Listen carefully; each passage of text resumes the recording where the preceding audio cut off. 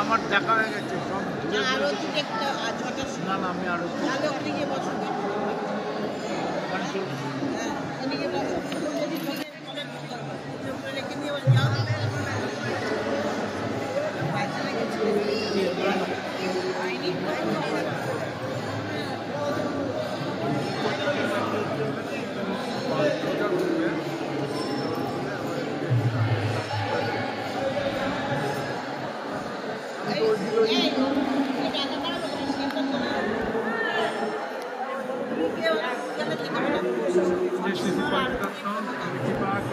যারা রাম মন্দিরে দান করেছে, যারা প্রতি একাদশীতে কৃপা করে, যারা বই নিয়েছেন, যারা বই নেবেন, সংকল্প করেছেন, তাদের সকলকে আমি কৃপা করি যাতে তাদের পরবর্তী কল্যাণ হয়, তাদের পরিবারের সবাই যাতে সুস্থ থাকে।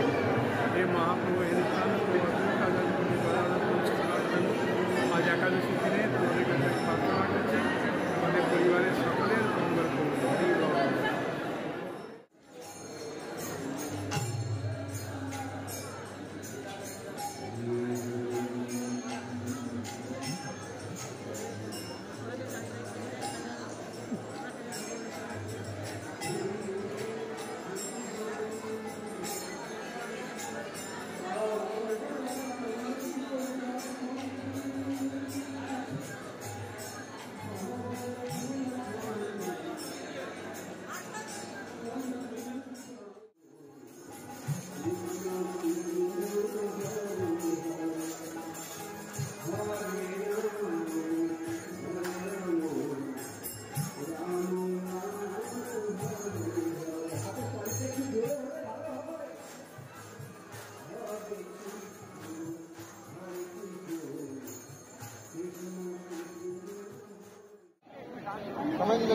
আমি এখন অযোধ্যা রাম মন্দিরে এসে পৌঁছেছি। আপনাদের নাম গোত্র পাঠ করার জন্য নিয়ে এসেছি। আর এখানে মোবাইল জমা দিয়ে যেতে হয়, সেই জন্য আপনাদের আর ফটো দেখাতে পারবো না। এখান থেকে আপনারা দেখে নেন ভক্তবৃন্দ কত দাঁড়িয়ে আছে শুধুমাত্র মোবাইল আর ব্যাগ জমা দেওয়ার জন্যে। হরি বল।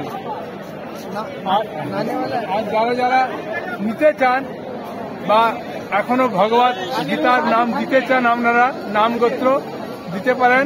আমি রাম মন্দিরে যেহেতু এসে পৌঁছেছি, আপনাদের হয়ে আমি নাম গোত্র পাঠ করব।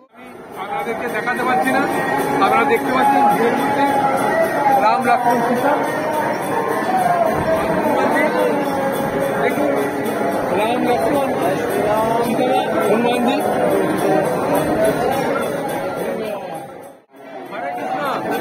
হনুমান গড়িতে আমরা এখন এসে উপস্থিত হয়েছি। এখন ভগবান রামচন্দ্র লক্ষ্মণ সীতামা ভারত শত্রুঘ্ন হনুমানজির কাছে প্রার্থনা করছি যারা যারা গীতাদান করেছেন এই অযোধ্যা রাম মন্দির উপলক্ষে, তাদের মঙ্গলের জন্য, তাদের পরিবারের মঙ্গলের জন্য একবার ভগবান রামচন্দ্র, ভগবান লক্ষ্মণ সীতামা হনুমানজির কাছে প্রার্থনা করছি তাদের পরিবারের সকলে ভালো থাকে এবং তাদের পারমার্থিক পথে উন্নতি করতে পারে। হরি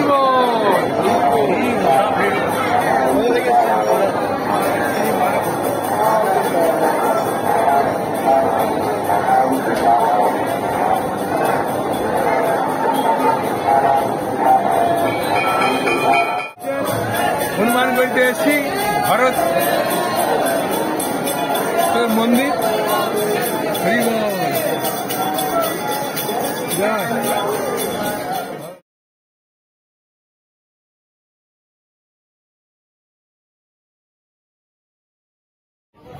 प्रभु जी आया है अयोध्या धाम में भगवान के देखने के लिए, रामचंद्र के। ये भूपेंद्र सिंह है, संग्राम सिंह है, भूपेंद्र सिंह, संग्राम सिंह, ये भूपेंद्र सिंह किताब ले रहा है। ये मैं बांग्ला बोल रहा हूँ। ये अयोध्या से मंदिर भगवान की ये किताब भी ले रहा है, भगवत गीता ये भी ले रहा है, बहुत अच्छी हिंदी वाला। ठीक है, ये भगवान रामचंद्र कृपा कीजिए।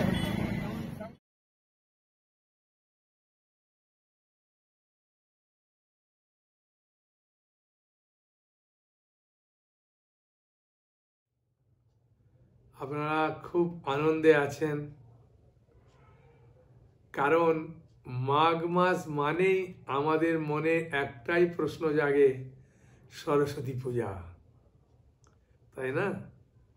মাঘ পঞ্চমীটা হচ্ছে আমাদের কাছে খুব আনন্দের বিষয়, কিন্তু এবারে সরস্বতী পূজা পড়ে গেছে ফাল্গুন মাসের 1 তারিখে। তাই আমরা মাঘ মাস সম্বন্ধে অনেকে প্রশ্ন করেছেন আপনারা যে মাঘ মাসের মাহাত্ম্য বলতে, তা বলবো। তার আগে প্রশ্ন করব আপনাদের যে আপনারা পুত্রদা একাদশী সুন্দরভাবে পালন করেছেন? খুব আনন্দ পেয়েছেন? একজন মাতাজি প্রশ্ন করছেন যে প্রভু, পুত্রদা একাদশী তো কয়েক বছর ধরে করে গেলাম, কিন্তু কোনো সন্তান হলো না। আমি বললাম, দেখুন, যদি আপনি পুত্রদা একাদশী সঠিকভাবে পালন করবেন তাহলে তার একটা ফল আছে, ঠিক আছে? তা সেইটা অনেকে বুঝতে পারে না, সেই জন্য মনে করে যে পুত্রদা একাদশী করলাম, হলো না। কিন্তু আপনাদেরকে আমি পরে বলবো যে পুত্রদা একাদশী করে অনেকের সন্তান হয়েছে, বুঝেছেন? অনেকের সন্তান হয়েছে। তা মন খারাপের দরকার নেই। কারো পুত্র হলেও লাভ, কারো পুত্র না হলেও লাভ। কেন? না, একজন ভদ্রমহিলা, তার স্বামীও চাকরি করে, স্ত্রীও চাকরি করে, 2টো ছেলে এমন হয়ে গেছে। তো মাতাজি বলছেন, প্রভু সন্তান হয়নি, এক যন্ত্রণা ছিল, সন্তান হয়েও আর এক যন্ত্রণা। তখন আমি বললাম, মাঘ মাসের মাহাত্ম্য সেখানে উল্লেখ আছে যে শুধুমাত্র এই কলিযুগে নয়, অন্য যুগেও ছেলে মেয়েরা যে বাবা মার কথা অনেক সময় শোনে না, তার প্রমাণ হচ্ছে যে হেমকুণ্ডল নামে একজন ব্যক্তি ছিলেন, ধনী ব্যক্তি। এটা পুরাণে আছে, মাঘ মাসের মাহাত্ম্যতে। তো ভদ্রলোক দান করতেন, পারমার্থিক পথে খুব আগ্রহী ছিলেন, ভগবানের সেবা পূজা করতেন, তার স্ত্রী তাকে সাহায্য করতেন। কিন্তু কপালের নাম গোপাল, 2টো ছেলে হয়েছে। তার 2টো ছেলের নাম, একজনের নাম কুণ্ডল, একজনের নাম বিকুণ্ডল, বুঝেছেন? এখন এই 2 ভাই চিন্তা করলেন, এই বাবা মা যে ধার্মিক পথে যায়, এই ধার্মিক পথে আমরা যাব না, কারণ সৎ পথে গেলে এখন আর খাওয়া দাওয়া যাবে না, খেতে পাবো না, তাই অসৎ পথেই আমাদেরকে জীবনযাপন করতে হবে। তা 2 ভাই, যদি ধনীর ছেলে, টাকা কড়ির অভাব নেই, আর বাবা মা দেখছে 2টো ছেলে, সেই জন্যে যা চায় তাই দিয়ে দেয়, আর তারা ওই টাকা পেয়ে অসৎ কাজ করতে শুরু করলো। বাবা মা চিন্তা করলেন যে এত সুন্দরভাবে আমি আমার স্ত্রী জীবনযাপন করি, ধার্মিক পথে আছি, কিন্তু ছেলে 2টো পুরা অসৎ পথে চলে গেল, কি করি ভগবান? খুব চিন্তায় পড়েছে। তা ওরা চিন্তা করলেন যে বাবা তোরা যা পারিস কর, বললে তো শুনিস না। ইতিমধ্যে বাবা মা দুজনে গত হয়ে গেছেন। তখন 2 ভাই যুক্তি করছে যে দাদা শোন, এখন বাবা মা নেই, এখন টাকা করি সম্পত্তির সব মালিক আমরাই। বলে হ্যাঁ, তাহলে এখন ভালো করে আমরা আনন্দ ফুর্তি করি। তা আনন্দ ফুর্তি করছে, কিন্তু ভগবানের ইচ্ছায় ঘটনাক্রমে 2 ভাই একই দিনে মারা গেল। একজনকে সাপে কামড়ে মারা গেছে, আর একজনকে সিংহ খেয়ে নিয়েছে। তো দুজনে একই সঙ্গে যমলোকে গেছে। তা যমলোকে যাওয়ার পরে যমরাজ চিত্রগুপ্তকে বলছেন, এই খাতা খুলে দেখো। তার খাতা খুলে দেখে হিসাব করে তখন বলছেন যে বিকুণ্ডল স্বর্গে যাবে, আর কুণ্ডল ও বড় ভাই ও নরকে যাবে। তখন বিকুণ্ডল বললেন, আপনাদের মনে হয় বিচারে ভুল হচ্ছে, আমরা দুই ভাই কিন্তু একই সঙ্গে একই রকম পাপ করেছি। তো ভাই চলে যাবে স্বর্গে আর আমি যাব নরকে, ব্যাপারটা কি? তবে যে হ্যাঁ, তোমার ভাই বিকুণ্ডল এই মাঘ মাসে দুদিন সাধু সঙ্গ করেছে, ভাগবত কথা শ্রবণ করেছে, হরিনাম করেছে, পবিত্র নদীতে ভোরে স্নান করেছে। তাই যেহেতু ভাগবত কথা শুনেছে, হরিনাম করেছে আর পবিত্র নদীতে স্নান করেছে কয়েকদিন, তার ফলে তারা স্বর্গে যাবে ফলস্বরূপ। আর তুমি যেহেতু করনি, সেজন্য তুমি নরকে যাবে। তাহলে মাঘ মাসে যদি হরি কথা শোনা যায়, হরি গুণগান করা যায়, হরিনাম করা যায়, তার কি মাহাত্ম্য দেখুন। সেই জন্যে ভাগবতে স্পষ্ট করে উল্লেখ আছে। আপনারা যে একাদশী করছেন, হ্যাঁ, তার মাহাত্ম্য শুনলে তখন মনে হবে, আরে বাবা, আমরা তো আর নরকে যাচ্ছি না, হ্যাঁ, যমরাজ আমাদেরকে কষ্ট দেবে না। হ্যাঁ, বুঝেছেন? এখন প্রশ্ন হচ্ছে, যমরাজ কাদেরকে কষ্ট দেয়? হ্যাঁ, যমরাজ কষ্ট দেয় ভাগবতের ষষ্ঠ স্কন্ধে 3য় অধ্যায়ের 29 নম্বর শ্লোকে কি বলছেন শুনুন। আপনাদের কাছে যদি ভাগবত থাকে, এই ভাগবতের ষষ্ঠ স্কন্ধ, ঠিক আছে, সেখান থেকে আপনি পড়তে পারবেন। খুব সুন্দর কথা। জিহ্বানা ভক্তি ভগবদ গুণাম ধ্যেয়ং চেতশ্চ ন স্মরতি তশ্চরণারবিন্দম। জিহ্বানা ভক্তি ভগবদ গুণ নাম ধ্যেয়ং চেতস ন স্মরতি তশ্চরণারবিন্দম। কৃষ্ণায় নো নমতি যচ্ছির একদাপি তান অনায়দম অসত অকৃত বিষ্ণু কীর্তন। মানে এত সুন্দর শ্লোক, এই শ্লোকের অর্থটা খালি শুনুন, শুধু অনুবাদটা শুনুন, তাহলে বুঝতে পারবেন। প্রবাদ খুব সুন্দরভাবে ব্যাখ্যা দিয়েছে, খুব সুন্দর। বলছে, এ যমরাজ বলছেন, এ ভৃত্যগণ মানে যমদূতদের, সেই সমস্ত পাপীদের আমার কাছে নিয়ে এসো যাদের জিহ্বায় শ্রীকৃষ্ণের নাম, গুণ ইত্যাদি কীর্তন করে না। মানে যারা হরিনাম করে না, গীতা ভাগবত পড়ে না, তাদেরকে।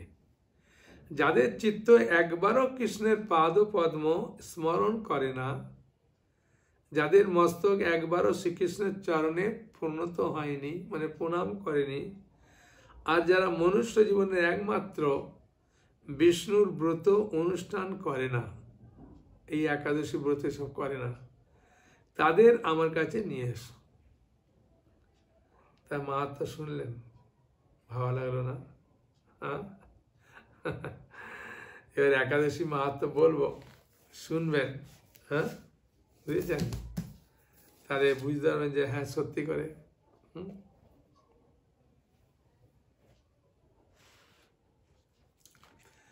এই একাদশী পড়েছে এবারে কবে, তাই না? না, এবারে এই একাদশীটা পড়েছে 6ই ফেব্রুয়ারি মাস, 22শে মাঘ। আর 6ই ফেব্রুয়ারি মঙ্গলবার। হ্যাঁ, এই একাদশীর নাম শর্তিলা একাদশী। আর পালন করবেন 23শে মাঘ, 7ই ফেব্রুয়ারি। কটা থেকে পালন করবেন না, 6:14 থেকে 9:58 মধ্যে, 6:14 থেকে 9:58 মধ্যে পালন করবেন। ঠিক আছে? এখন এই যে একাদশী শর্তিলা, এই শর্তিলা একাদশী সম্বন্ধে ভগবান শ্রীকৃষ্ণের কাছে যুধিষ্ঠির মহারাজ শুনতে চেয়েছেন। ঠিক আছে? যে একাদশীর মাহাত্ম্য কি। আর মহারাজ যুধিষ্ঠিরকে ভগবান শ্রীকৃষ্ণ খুব আনন্দ সহকারে বললেন যে মাঘ মাসের কৃষ্ণপক্ষের যে একাদশী, সেই একাদশীর নাম শর্তিলা একাদশী। আর এই একাদশী যদি শ্রদ্ধার সঙ্গে পালন করবে তাহলে তার ফলটা কি শুনুন। বলছেন ব্রহ্ম হত্যা, গো হত্যা, হ্যাঁ, এবং অন্যের সম্পদ হরণ করেছেন। এই সব মারাত্মক যেসব পাপকর্ম, সেই সব পাপকর্ম, হ্যাঁ, দ্বারা মানুষ নরকে গমন করে। কিন্তু এই একাদশীটা যদি শ্রদ্ধার সঙ্গে পালন করে তাহলে ওই যে পাপ করেছে ওগুলো খণ্ডন হয়ে ও আর নরকে যাবে না। ঠিক আছে?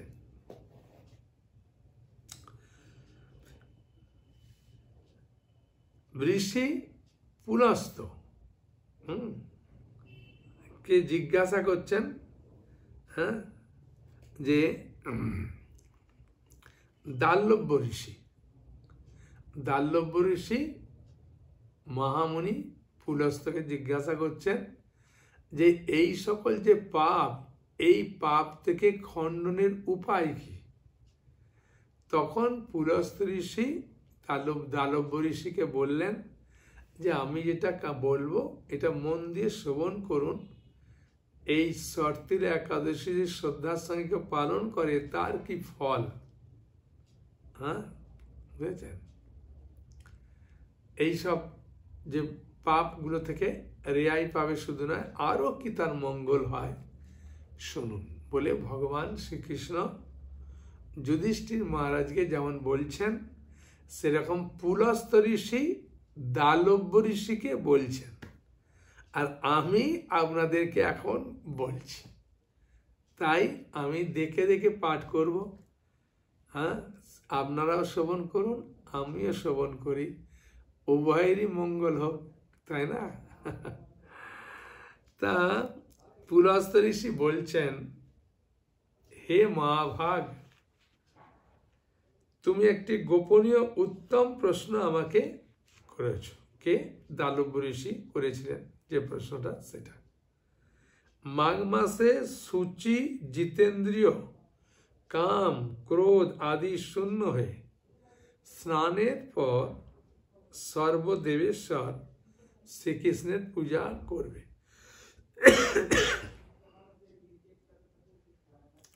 পূজাতে কোনো বিঘ্ন ঘটলে হরে কৃষ্ণ কৃষ্ণ কৃষ্ণ হরে হরে, হরে রাম রাম রাম হরে হরে, এই মহামন্ত্র কীর্তন করবে। আর রাত্রিতে অর্চনান্তে হোম করবে। তারপর চন্দন, অগ্রু, কর্পূর ও শর্করা দ্বারা নৈবেদ্য প্রস্তুত করে ভগবানকে নিবেদন করবে। কুষ্মাণ্ড মানে হচ্ছে কুমড়া, নারিকেল এবং 100 গুবাগ মানে হচ্ছে ওই সুপারি, হ্যাঁ, গোটা সুপারি দিয়ে অর্ঘ্য প্রদান করবে। আর কৃষ্ণ কৃষ্ণ কৃপালুস স্তম ম গতিনাং গতির ভব, হ্যাঁ, ইত্যাদি মন্ত্রে কৃষ্ণের পূজা করতে হয়। কৃষ্ণ কৃষ্ণ কৃপালু স্তম গতিনাং গতির ভব, এই মন্ত্র বলে পূজা করতে হয়। হ্যাঁ, কিন্তু কলিযুগের জন্যে হরিনাম করলে আপনি সব ফল পেয়ে যাবেন, কোনো অসুবিধা নেই, ঠিক আছে। হরে কৃষ্ণ মহামন্ত্রের প্রচুর মাহাত্ম্য। তা বলছেন কৃষ্ণ আমার প্রতি প্রীত হন বলে যথাশক্তি ব্রাহ্মণকে জলপূর্ণ কলস, ছত্র, বস্ত্র, পাদুকা, গাভী, তিলপাত্র দান করবে। স্নান স্নাদির কার্য কালো তিল অত্যন্ত শুভ। কালো তিলটা, হে দ্বিজোত্তম, ওই প্রদত্ত তিল থেকে পুনরায় যে তিল উৎপন্ন হয়, মানে একটা তিল থেকে একটা গাছ হয়, সেই গাছে অনেকগুলো আমরা সুঁটি থাকে, আর তার ভেতরে একটা সুঁটিতে পরপর দেখবেন খুব সুন্দর সাজানো, হ্যাঁ, প্রচুর তিল থাকে। তা বলছেন যত তিল, একটা তিল থেকে একটা গাছ হয়ে দেখুন অনেক আপনার ডালপালা বেরিয়ে যায়, সেগুলোতে যত তিল হয় তত বছর স্বর্গে বাস করবে। হ্যাঁ, তাই বলছেন তিল দ্বারা স্নান করবেন, তিল সরিয়ে ধারণ করবেন, হ্যাঁ, তিল দিয়ে তর্পণ করবেন। এইভাবে তিলের অনেক মাহাত্ম্য বলেছে, এগুলো করলে সমস্ত পাপ থেকে বিনষ্ট হবে। হে যুধিষ্ঠির, এক সময় নারদ মুনি আমাকে প্রশ্ন করেছিলেন। হ্যাঁ, কি প্রশ্ন করেছিলেন? যে এই শর্তিলা একাদশীর ফল কি, মাহাত্ম্য কি, আমাকে খুলে বলুন দয়া করে। তখন ভগবান শ্রীকৃষ্ণ নারদ মুনির এই প্রশ্ন শুনে নারদ মুনিকে যে কাহিনীটা বলেছিলেন ভগবান কৃষ্ণ, সেই কাহিনীটা পুনর্বার যুধিষ্ঠির মহারাজকে বলছেন। কি বলছেন এখন আমরা দেখি, তাই না? পুরাকালে মর্তলোকে এক ব্রাহ্মণী বাস করত। ভগবান কৃষ্ণ নারদকে বলছেন কিন্তু, হ্যাঁ, সেই কাহিনীটা যুধিষ্ঠির মহারাজকে শোনাচ্ছেন এখন। তাই বলছেন সে প্রত্যব্রত করত সুন্দরভাবে, হ্যাঁ, এবং এই ব্রত করতে করতে শরীরটা একবারে ক্ষীণ হয়ে যায়, হ্যাঁ, এবং সেই মহাসতী ব্রাহ্মণী অন্যের কাছ থেকে দ্রব্যাদি গ্রহণ করে দেবতা, ব্রাহ্মণ ও কুমারীদের ভক্তিভরে দান করত, কিন্তু কখনো কোনো ভিক্ষুককে ভিক্ষাদান বা ব্রাহ্মণকে অন্নদান করে নি। এইভাবে বহু বছর অতিক্রান্ত হলো। আমি চিন্তা করলাম, মানে ভগবান কৃষ্ণ বলছেন, আমি চিন্তা করলাম যে কষ্টসাধ্য বিভিন্ন ব্রত করার ফলে এই ব্রাহ্মণটির শরীর একবারে শুকিয়ে গেছে। সে যথাযথ বৈষ্ণবদের অর্চনা করেছে, কিন্তু তাদের পরিতৃপ্তির জন্য কখনো অন্নদান করেনি, মানে ওই ব্রাহ্মণী কখনো কাউকে অন্ন দেয়নি। তাই আমি একদিন কাপালিক রূপ ধারণ করে, মানে ভগবান কৃষ্ণ এটা যুধিষ্ঠির মহারাজকে বলছেন যে আমি একদিন কাপালিক রূপ ধারণ করে একটা তামার পাত্র নিয়ে তার বাড়িতে ভিক্ষা করতে গেলাম, আর সে একটা আমাকে মাটির ঢিল, হ্যাঁ, মানে মাটির যে ঢেলা আছে ওটা দিয়ে দিয়েছে, আর ওটা নিয়ে আমি ফিরে চলে এসেছি। বহুকাল পরে সেই ব্রাহ্মণী ব্রত প্রভাবে সশরীরের স্বর্গে গমন করেছে, সশরীরে একবারে স্বর্গে গমন করে। তখন স্বর্গে গমন করার পরে সেখানে দেখছে একটা খুব সুন্দর মাটির বাড়ি, এই মাটির, হ্যাঁ, খুব সুন্দর একটা বাড়ি, সোজা কথা, কিন্তু ওই বাড়ির ভেতরে কোনো ধান, চাল, শস্য নেই। তখন সে রেগে মেগে ভগবান কৃষ্ণকে বলছেন যে এই জনার্দন, আমি তো গৃহে কিছুই দেখছি না, আমি অনেক ব্রত করলাম, কৃচ্ছ সাধন করলাম, উপবাস করলাম, কিন্তু আমার ঘরে কোনো খাবার নেই। হে নারদ, তখন আমি তাকে বললাম, মানে এই কাহিনীটা তো ভগবান কৃষ্ণ নারদকে বলছিলেন না, তাই বলছেন তখন আমি তাকে বললাম, মানে ওই ব্রাহ্মণীকে, তুমি নিজে গৃহে দরজা বন্ধ করে বসে থাকো, নিজের যে গৃহটা আছে দরজা বন্ধ করে বসে থাকো, আর মর্তলোকের মানবী সশরীরে স্বর্গে এসেছেন শুনে দেবতাদের পত্নীরা তোমাকে দেখতে আসবে। হ্যাঁ, কেন দেখবেন কোনো বিয়ে টিয়ে হলে বাড়ির বৌমাদের এসবদের দেখার জন্য মেয়েরাই বেশি আসে, ছেলেরা ওই একবার উঁকি মেখে দেখলো আর দেখে না। তাই দেবপত্নীরা এসেছে, যে স্বর্গে থেকে এক রমণী এসেছে, এই মর্তে থেকে এক রমণী স্বর্গে এসেছে, চলো চলো দেখে আসি বলে বহু রমণীরা আসবে, হ্যাঁ, দেবীরা। তা ভগবান কৃষ্ণ ওই মহিলাকে বলে দিয়েছেন যে তুমি দরজা খুলবে না বন্ধ করবে।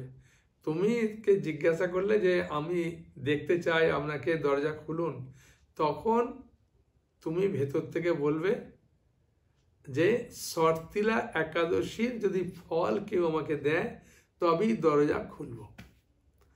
তা দেবপত্নীরা একে অপরে আলোচনা করছেন যে কে দেবে কোথাতে। একজন দেবী বলছেন আমি দেব সম্পূর্ণ ফল। তা উনাকে দিয়েছেন, দেওয়ার পরে উনার শরীরটা একেবারে দিব্য জ্যোতি হয়ে গেছে, বুঝেছেন? আর শরীর দিব্য জ্যোতি হয়ে গেছে।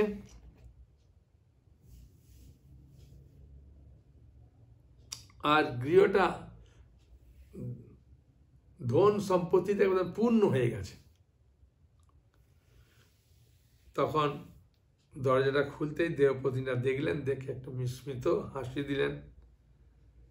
তো ভগবান কৃষ্ণ বলছেন, হে নারদ, এই অতিরিক্ত বিষয় বাসনা করা উচিত নয়, কিন্তু সাট্য অকর্তব্য নিজ সাধ্যমতো তিল বস্ত্র অন্ন দান করবে, নিজের সাধ্যমতো। শর্তিলা ব্রতের প্রভাবে দারিদ্রতা, শারীরিক কষ্ট, দুর্ভাগ্য ইত্যাদি বিনষ্ট হয়। কি কি হয় দেখেছেন? দারিদ্রতা নষ্ট হয়, শারীরিক কষ্ট নষ্ট হয়, দুর্ভাগ্য প্রভৃতি বিনষ্ট হয়। এই বিধি অনুসারে তিল দান করলে মানুষ অনায়াসে সমস্ত পাপ থেকে মুক্ত হয়। এই হচ্ছে শর্তিলা একাদশী মাহাত্ম্য। ঠিক আছে, এখন কারো কোনো কিছু প্রশ্ন আছে? বলুন বলুন। শুনুন মাতাজি, এই হরিনামের কোনো নিয়ম নেই, ঠিক আছে? ঠান্ডাকালে আপনি স্নান করতে পারছেন না, কোনো অসুবিধা নেই, বাসে বিছানায় বসেও জপ করতে পারেন। মহাপ্রভু বলছেন খাইতে শুইতে, হ্যাঁ, যথা তথা নাম নিতে পারেন। তাই ওই নিয়ম কোনো নেই, কোনো অসুবিধে নেই, ঠিক আছে? আমরা যেমনভাবে যদি মনে করেন চেয়ারে হেলান দিয়ে বা বিছানায় শুয়ে শুয়ে কম্বলের ভেতরে, হ্যাঁ, হরিনাম করতে পারেন, কোনো অসুবিধা নেই। হ্যাঁ, ঠিক আছে, যে কোনো সময় করতে পারেন, কোনো অসুবিধা নেই। হ্যাঁ, বলুন মাতাজি। হ্যাঁ, আপনার ভাগবত নেওয়ার পয়সা নেই তো ভাগবত যদি না পয়সা থাকে, হ্যাঁ, আমরা যে একটা 500 টাকা সেট দিচ্ছি, 510 টাকা কোরিয়ার একদম আপনার বাড়িতে পৌঁছাবে, ওই সেটটা নেন, 12টা বই পাবেন, ঠিক আছে, খুব সুন্দরভাবে। হ্যাঁ, এরকমভাবে সম্পূর্ণ গীতাটা পাচ্ছেন, বুঝেছেন, যেটা 270 টাকা দাম, এখন 250 টাকা হয়েছে, এটা পাবেন। তারপরেতে পূজার যে বিধি নিয়মগুলো, মন্ত্র যত আছে এই বইটাতে যত সব মন্ত্রগুলো পাবেন, কোনো অসুবিধা নেই। আর আপনি যদি বলবেন যে আমি এই একাদশী বা অন্যান্যতে ভালো ভালো রান্না করব, এই খুব সুন্দর, হ্যাঁ, আপনার বৌমাকে দেবেন এই বইটা, বৌমা রান্না করে করে আপনাকে খাওয়াবে। আর কি, বয়স হয়ে গেছে, এখন কি করবেন? এই একাদশীর দিনে একাদশী মাহাত্ম্যটা পড়বেন। হ্যাঁ, তারপরে ছেলে যদি বলেন যে সায়েন্সে পড়ছে, মাস্টারি হয়েছে, ওকে বলেন বাবা এই বইটা তুই একটু পড়, হ্যাঁ, তখন বুঝতে পারবে যে আমরা বাঁদর থেকে আসিনি, আমাদের গোত্র কোনো ঋষি মহাত্মা, হ্যাঁ, খুব সুন্দরভাবে ব্যাখ্যা দিয়েছে। হ্যাঁ, তারপরেতে নৃসিংহদেবের স্তোত্র থেকে আরম্ভ করে নৃসিংহদেবের এইসব কাহিনী পড়তে পারেন। এইভাবে আপনি আর কতগুলো দেখাবো, এগুলো এখনো 1টা 2টো 3টে 4টে 5টা 6টা 7টা 8টা বইও আছে, আর টোটাল 12টা বই পাবেন, ঠিক আছে? হ্যাঁ, আর একাদশী পালন করবেন কখন, কি করবেন? তখন এই বইটাও, এই পঞ্জিকাটাও দিচ্ছি, তাহলে 13টা হয়ে গেল। আর এই জগন্নাথের খুব সুন্দর এখানে চাল আছে, মহাপ্রসাদ, হ্যাঁ, নির্মাল্য। এটা দ্বাদশীর দিনে একটা করে দানা খাওয়ার জন্য দিচ্ছে। আর এই চরণ তুলসী দিচ্ছে। চরণ তুলসী কখনো রোগ টোগ হলে, শরীর টরীর খারাপ হয় না, তখন একটু করে খেয়ে জল খেলে খুব মঙ্গল। বা কেউ মারা যাওয়ার মতো হয়েছে, তার গালে আপনি সন্দেশ দিলেও খাবে না, আপেল সিদ্ধ করে দিলেও খাবে না, তখন এক কোনায় জগন্নাথের মহাপ্রসাদ একটু চরণ তুলসী দিয়ে 2 ফোঁটা গঙ্গা জল দিলে বিরাট করলেন। এটা 500 টাকা সেট নিতে পারেন, এই 510 টাকা কোরিয়ার সমেত আপনার বাড়িতে পৌঁছে যাচ্ছে, অসুবিধা কি আছে। আর ভাগবতের দাম তো এখন অনেক কমে গেছে, এখন তো 8,500 হয়েছে, হ্যাঁ। আর চৈতন্য তো দাম 3,000 টাকা। ওর সঙ্গে আবার ফ্রি বই আছে, এটার সঙ্গে ভাগবতের সঙ্গে 500 টাকার বই ফ্রি, চৈতন্যের সঙ্গে 300 টাকার বই ফ্রি। কোনো অসুবিধা নেই, ঠিক আছে। বলুন মাতাজি, বলুন। হ্যাঁ, একাদশী বাদ যায়, একাদশী বাদ না দিলে ভালো। প্রতিটা একাদশী করলে ভালো, ঠিক আছে, কোনো অসুবিধা নেই। আপনি 3 বার 4 বার 5 বার 6 বার 8 বার খান, অসুবিধে নেই। অল্প অল্প করে খাবেন খিদে পেলে। হ্যাঁ, বিভিন্ন খাবার আছে। হ্যাঁ, একাদশীর যে খাবারগুলো আগে বলেছিলাম, বাদামকে আগের দিন ভিজিয়ে দিয়ে সিদ্ধ করে খাবেন, ওতে কোনো গ্যাস ট্যাস হয় না, অসুবিধে নেই। তারপরে সাবু ভিজিয়ে একটু গুড় দিয়ে খেলেন, কলা মেখে, হ্যাঁ, বা সবজি করলেন কাঁচা কলা পেঁপে দিয়ে, বা কুমড়ো আলু দিয়ে সবজি করলেন, বাদাম ভেজে সেখানে দিলেন, ভালো লাগবে। হ্যাঁ, আলু, কাঁচা আলু, শশা, হ্যাঁ, তারপরে এখন শাকালু বেরিয়েছে সরস্বতী পূজায়, এগুলোকে কেটে কেটে কেটে কেটে টুকরো টুকরো করে একটা স্যালাড মতো করলেন, হ্যাঁ, খুব ভালো লাগবে। এইভাবে মাসে তো মাত্র 2 দিন, আস্তে আস্তে করুন। হ্যাঁ, বলুন মাতাজি। হ্যাঁ, প্রত্যেক একাদশী করে আপনার আত্মীয়র এক বাচ্চা হয়েছে, খুব ভালো। হ্যাঁ, এইরকম আমাদের কাছে একজন এলেন কৃষ্ণনগর থেকে। হ্যাঁ, তার ফোন করেছিলেন আসবো, তা গাড়ি করে আসতে গিয়ে তাদের দেরি হয়ে গেছিল। হ্যাঁ, আমরা খাওয়ার কুপন ডাকলাম, তারপরে ভাগবত চৈতন্য দুটোই নিয়ে গেছে, তাদের মুখ থেকে আপনারা শুনুন। কোথা থেকে এসছেন? কৃষ্ণনগর থেকে। বাহ, খুব ভালো। আমরা যে আসতে এত দেরি হলো কেন? রাস্তায় গাড়িতে জাম হয়ে গেছিল, এই জন্য আসতে দেরি হয়ে গেছে। আপনাদের কুপন রেখে দিয়েছি। আচ্ছা, হ্যাঁ, আপনারা যে ভাগবত নেবেন বলেছিলেন, হ্যাঁ, কি করে জানলেন ভাগবতের কথা? আপনার ইউটিউবে শুনেছিলাম, তারপরে আমার কাছে একটা ছিল সেট, সেটা আমি একজন পাশের বাড়ি একজনকে দিয়েছিলাম, তার বাচ্চা হচ্ছিল না। আমি বললাম পুত্রদা একাদশীটা করো আর পুরি দেওয়া ছোলাটা খাও, আর সকালবেলা স্বামী স্ত্রী মিলে ভোরবেলা উঠে চান করে এবার ঠাকুরকে ধূপ জন্য দেখাও, তাহলে তোমাদের ঠিক হবে। আর ভাগবতটা পড়েছে, হয়েছে বাচ্চা, ওদের 1 বছর পর বাচ্চা হয়েছে, ওরা এখন খুব আনন্দ আছে, এই জন্য আমারও এখন পড়তে খুব ভালো লাগছে, এই জন্য আমি নিতে এসেছি। আপনার ওটা শুনছি, নিতে এসেছি আপনার কাছ থেকে। খুব ভালো, খুব সুন্দর। তা যখন গাড়ি নিয়ে এসছেন তখন শুধু ভাগবত কেন নেবেন, চৈতন্যটা নিয়ে যান একসঙ্গে। আর কদিন পরে টাকা দিলে হবে? চৈতন্য চরিতামৃতের টাকা তো অত হবে না, প্রভু যদি কৃপা করেন কদিন পরে যদি টাকাটা নেয়, তাহলে আমরা যেহেতু গাড়ি নিয়ে এসছি, ভাগবত মতো নিচ্ছি, তার সাথে চৈতন্য চরিতামৃতের সেটটাও আমরা নিয়ে যাব। ঠিক আছে, অসুবিধা নেই, আপনি পরেও টাকা দিতে পারেন। হ্যাঁ, নিয়ে যাবেন, ভালো। আর এখন এক কাজ করুন, আগে প্রসাদ খেয়ে আসুন, একটু করে নিয়ে যান, ঠিক আছে। শুনলেন? বললাম তো যে যারা নিষ্ঠা সহকারে করে না, তাদের সন্তান হয়। এই পুত্রদা একাদশীর প্রচুর মাহাত্ম্য। অনেকে, আমরা তো সব ভিডিও মানে ছবি তুলে ফটো তোলার মানে পারি না, কখনো দরকার মানে মনে পড়লো তখন করলাম। এই পুত্রদা একাদশীতে, হ্যাঁ, ওনারা এসেছেন শুনে যে ভাগবত চৈতন্যতে, তখন এটা করলাম, তাই এই একাদশীতে এটা দেখালাম। হ্যাঁ, এরকম অনেক আছে, অসুবিধা নেই। হ্যাঁ, ওনারা এখন ভাগবত চৈতন্য নিয়ে যাচ্ছে। ওনাদের ভাগবতটা অন্য একজনকে দিয়েছিল পড়ার জন্য।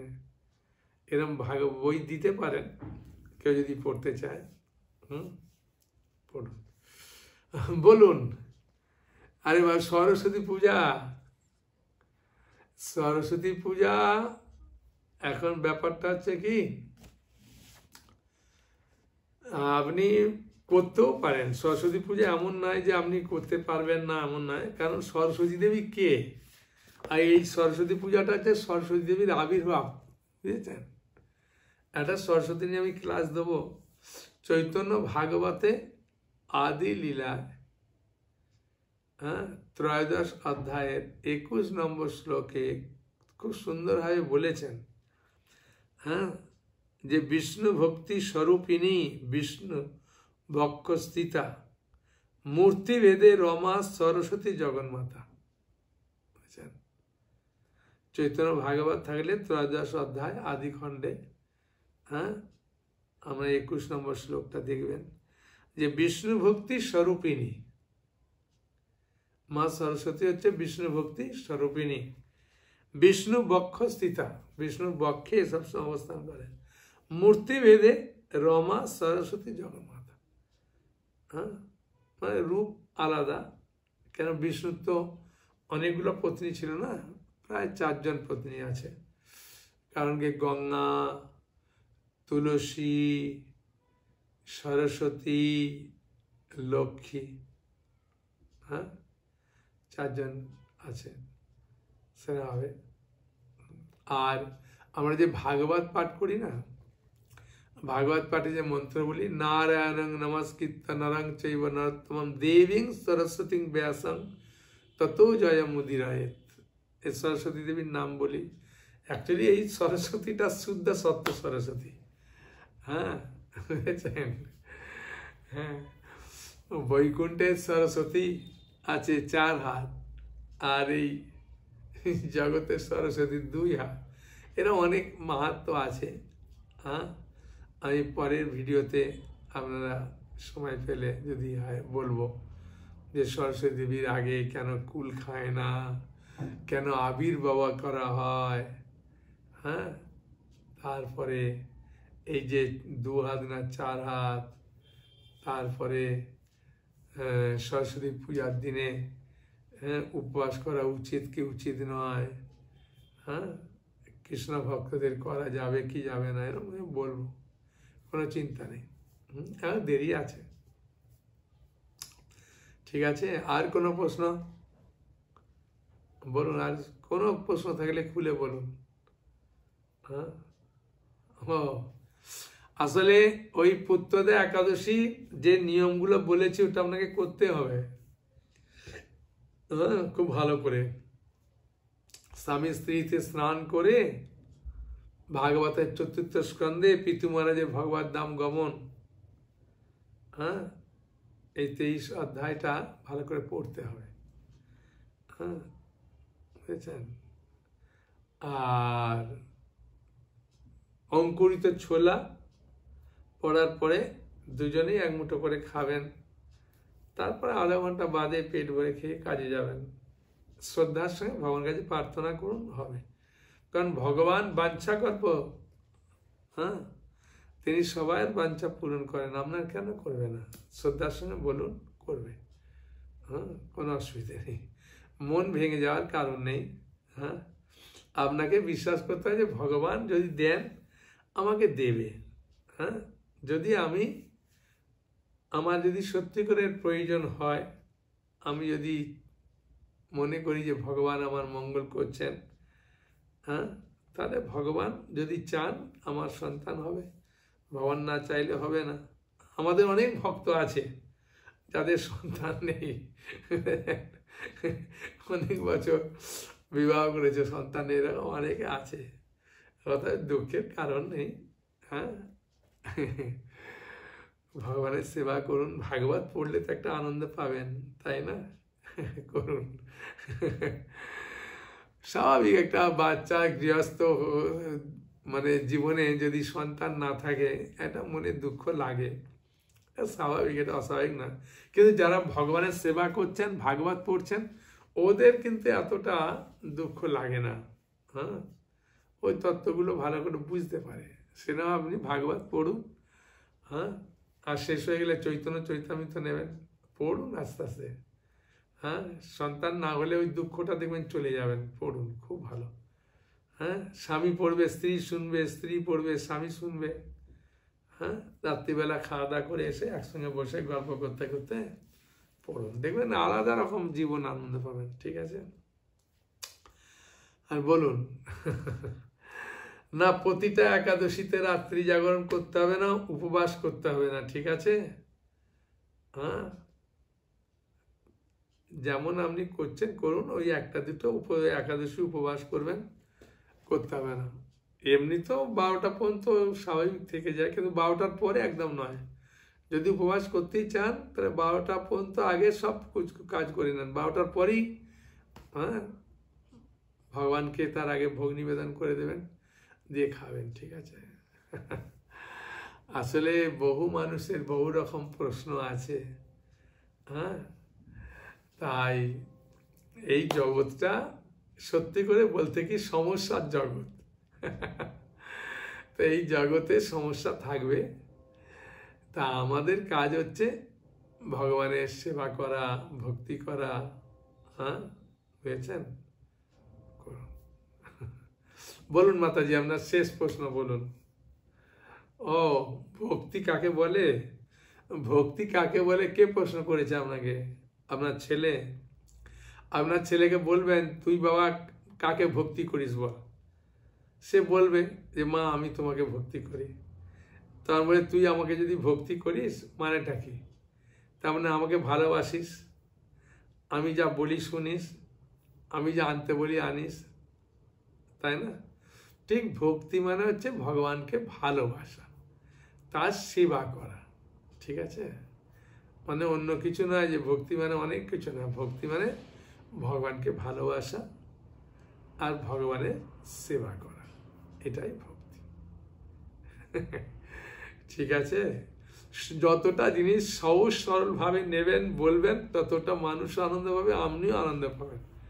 হ্যাঁ, মানে ভক্তি মানে অনেক কিছু লাইন বললাম, অনেক শ্লোক বলে দিলাম, এই বললাম, ও নয়। শিল প্রভুপাদকে একবার জিজ্ঞাসা করেছিলেন একজন মাতাজি যে স্বামীজি ভক্তি কাকে বলে? তখন প্রভুপাদ বললেন, ভক্তি মানে এই হরে কৃষ্ণ মন্ত্র জপ করা, বলে একটা তাকে মালা দিয়ে দিলেন।